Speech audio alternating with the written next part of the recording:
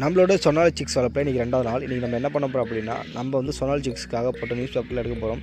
இந்த கோழி குஞ்சுகளுக்கு வந்து 2 நாள் நியூஸ் பேப்பர் போட்டால் போதும். அதுக்கப்புறம் வந்து உண்மையிலாம் நடக்க ஆரம்பிச்சிடும். அதனால் நியூஸ் பேப்பரில் எடுத்து வெளியே போட்டு, அதுவும் இல்லாமல் இந்த நியூஸ் பேப்பர் எடுக்கும்போது ரொம்ப கவனமாக எடுக்கணும். நானே சில டைம் இந்த நியூஸ் பேப்பர் எடுக்கும்போது கோழி குஞ்சுகளை உள்ளே வச்சு மடிச்சு போட்டிருக்கேன். அதனால் ரொம்ப கவனமாகவே எடுக்கணும். கமெண்ட்லேருந்து சொனாலி குஞ்சுகளோட விலை எவ்வளோன்னு கேட்டிருக்கீங்க. சொனாலி குஞ்சு ஒரு குஞ்சு 40 ரூபான்னு சொல்லிட்டு மட்டும் நான் 100 குஞ்சுகள் 4000 சொல்லி வாங்கியிருக்கிறோம்.